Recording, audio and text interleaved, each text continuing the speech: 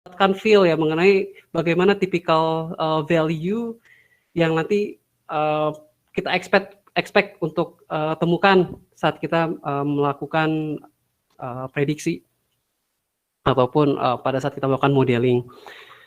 Jadi kalau kita lihat untuk pressure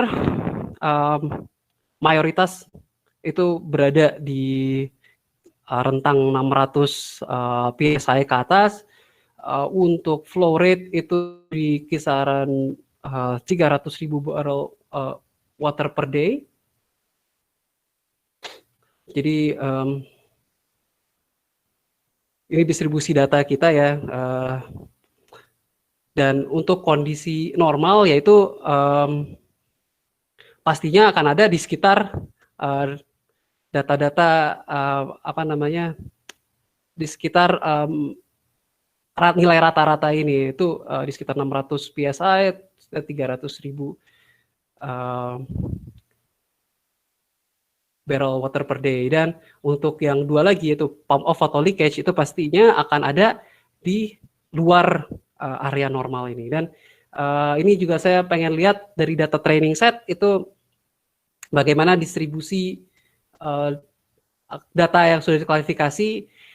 Ini ada 3, ada pump off, ini normal, ini leakage, dan kita lihat distribusinya tidak merata antara kondisi pump off, leakage dan normalnya. Banyak akan ada di area normal. Selanjutnya kita prepare feature. Fitur ini by apa ya? Simbolnya adalah yes. Bisa diklik hide itu di screen-nya. Yes. Klik hide. Oke, sorry. Hide ya, biar ini biar. Oke. Ya. Oh, sorry tadi ini ya kalau sorry. Yeah. Tadi saya kira cuma di ini saya aja. 10 menit lagi ya, Rian, biar kita nanti masuk Q&A. Oke, siap. Ini membagi antara mana yang input, mana yang output. Kemudian kita scale datanya. Ini scale ini untuk menormalisasi data sehingga kita bisa mengeliminasi efek dari bias pada saat kita memproses data. Nah, kemudian kita mulai bentuk model. Model tadi ada 4. Pertama adalah logistic regression.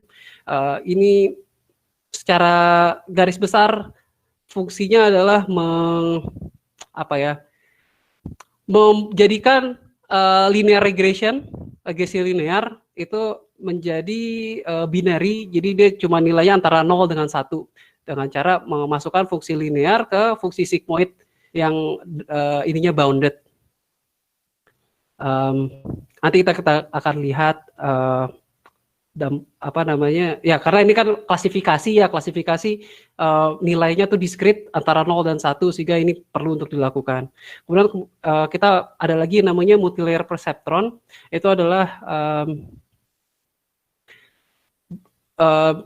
basisnya adalah artificial neural network yang fungsinya mengolah data set kita, kemudian melalui berbagai layer, di mana layer ini memiliki weight dan bias yang adaptable, dan ini akan di-adjust terus hingga input kita, data yang kita masukkan ini itu bisa menghasilkan output yang kita inginkan. Kemudian ada yang namanya decision tree. Decision tree ini simpelnya adalah dia mengklasifikasikan based on yes no set of question sampai nanti dia menghasilkan root cause kelas yang paling sesuai. Dan salah satu ininya kalau secara matematis itu digunakan Gini index untuk menentukan kelas mana yang menjadi ini paling bawahnya. Gini index yang digunakan adalah Gini index yang paling kecil nilainya, karena Gini index ini adalah measure mengenai degree of probability bahwa partikel variabel yang diklasifikasikan ini itu wrongly classified. Kemudian yang namanya random forest ini pada dasarnya adalah kumpulan decision tree Jadi banyak decision tree digabungkan, jadilah random forest. Dan kelebihan random forest dibanding decision tree adalah dia bisa mengeliminasi individual error dari tree sehingga hasilnya akan lebih akurat. Nah, kemudian kita mulai masukkan ke, setelah kita buat modelnya, kita mulai prediksi. Nah, kalau kita lihat dari sini, akurasi dari model-model yang kita pilih itu cukup beragam. Cuma yang paling bagus itu adalah decision tree dan random forest. 65% dibandingkan logistic regression yang cuma 63%, dan multilayer perceptron yang hanya 60%. Untuk ngecek bagaimana itu di tes data, ini saya coba ambil snapshot. Ini antara decision tree dengan random forest itu bisa dengan baik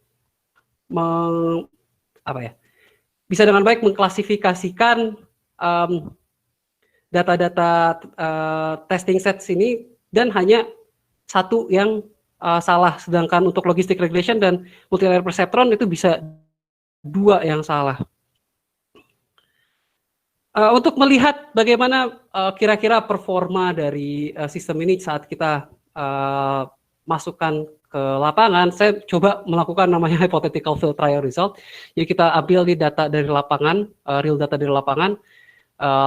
Pada saat ini ada pressure drop, sama ada spike di flow. Nah, kalau kita masukkan data ini ke sistem kita tadi, maka itu akan menghasilkan alarm berupa leakage, dan ini akan membantu operator untuk mengambil the right action, yaitu adalah shutdown pompa dan kontak tim yang bertanggung jawab untuk menginspeksi dan memperbaiki leaking section. Dengan begitu kita bisa mengurangi dampak konsekuensi dari leakage dan achieve our business frame problem, yaitu improve process safety. Namun yang perlu kita note di sini adalah karena training setnya tadi unik untuk pipeline condition ini, sistem ini ya akan bekerja dengan baik cuma untuk bagian ini aja. Jika kita akan gunakan untuk bagian lain, ya kita perlu tambahkan data-data lain juga ya, supaya dia akan memberikan hasil yang akurat. Nah, path forward-nya untuk bisa menggunakan ini konsep ini ke field application, pertama adalah ya kita punya database yang reliable. Karena tadi ini adalah supervised learning, sangat bergantung pada data training set. Semakin akurat training setnya, semakin banyak data training setnya, maka akan semakin akurat hasil modelnya. Kemudian ada juga mengenai technical data acquisition. Data field instrument kita itu berbeda. Kalau kita lihat dari network architecture itu berbeda layernya dengan machine learning application, sehingga ada lag di situ. Ini perlu kita address juga bagaimana kita bisa meminimalisir dampak dari lag ini. Kemudian ya tadi karena ini belum pernah di field trial, kita perlu melakukan field trial. Dan tadi kalau kita lihat model kita ini masih very raw, sehingga prediksinya pun bisa dibilang masih perlu banyak tuning. Sehingga ini yang perlu kita lakukan lagi adalah mentun hyperparameter dari model ini sehingga hasilnya bisa lebih akurat. Oke, as my time is running out, mungkin kita udah bisa masuk ke Q&A-nya. Pak Hari, silakan jika ada yang ingin menanyakan mengenai aplikasi tadi Intelligent Leak Detection System. Ya. Baik, thanks Riyandi atas sharingnya ya, terkait dengan klasifikasi ya, bagian dari machine learning ya untuk mendeteksi leakage di pipa ya. Dan tadi berarti parameter yang paling berpengaruh itu adalah overpressure ya, sama flow rate ya. Jadi ya, saya juga kembali mengingatkan dulu juga sebagai process engineer ingat masa lalu.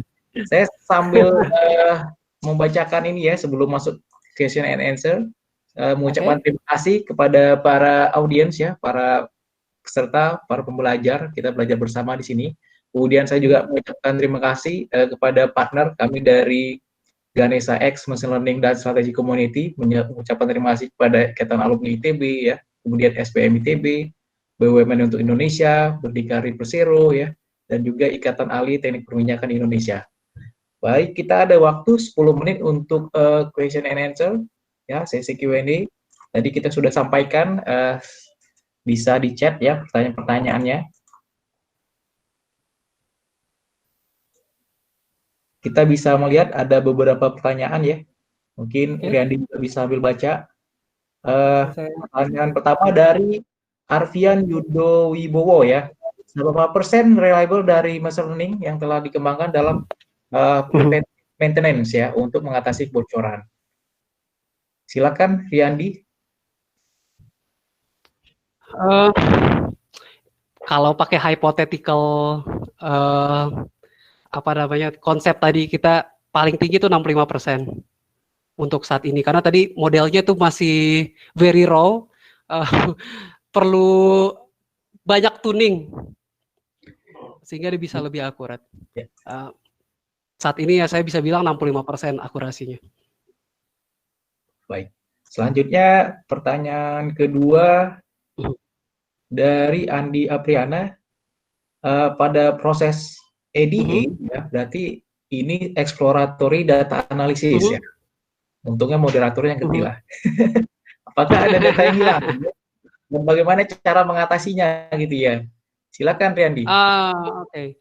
Jadi kalau untuk kasus saya kebetulan datanya bisa dibilang cukup perfect ya, datanya lengkap.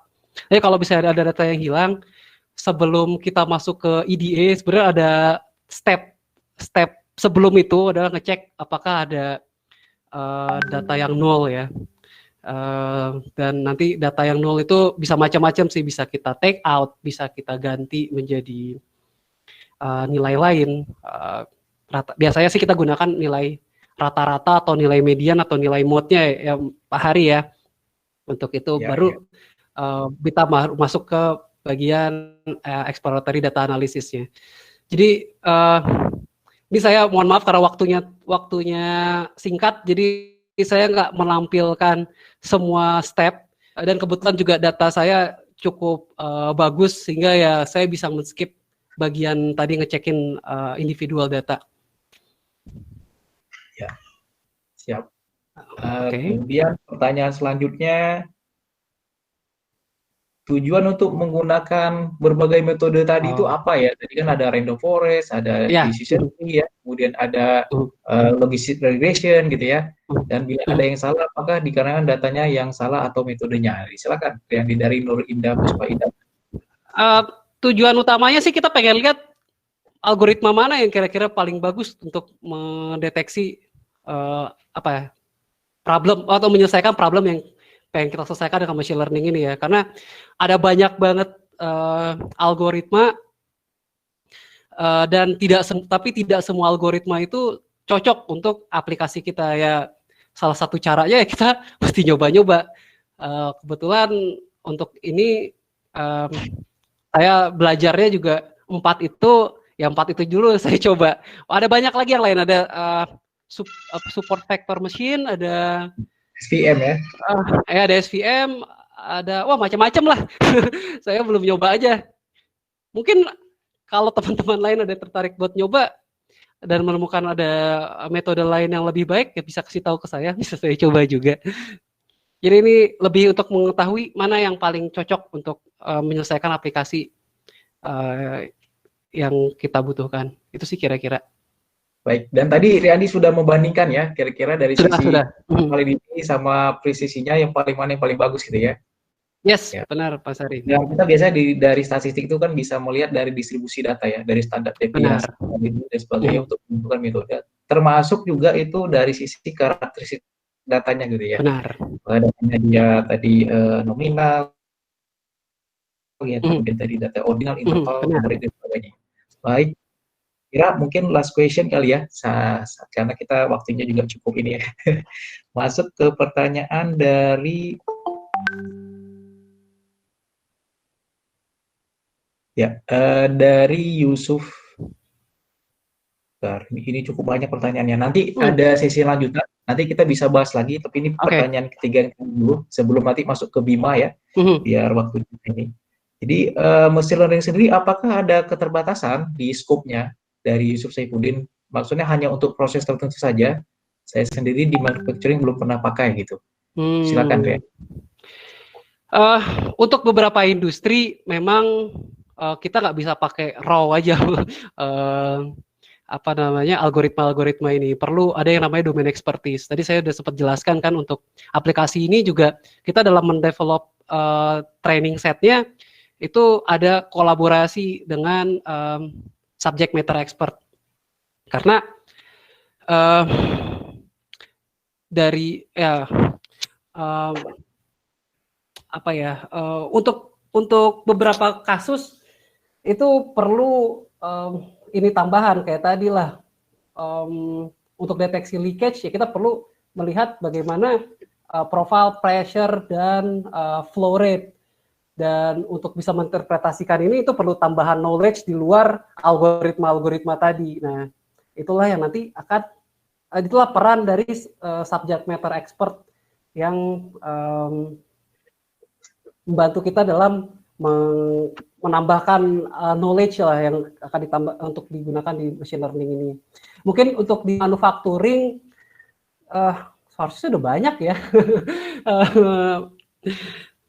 Tapi mungkin ya di tempat Mas Yusuf belum kali ya.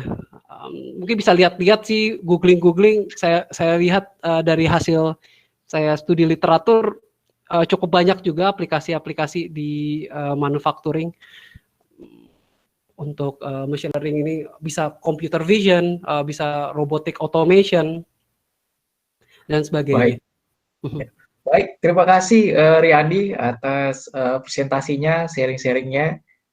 Kita akan masuk ke sesi yang kedua ya. Terima kasih tadi pertanyaannya. Nanti dengan tim kita Bima ya, selaku co-founder juga akan mencoba juga menggali lebih dalam terkait dengan machine learning ya.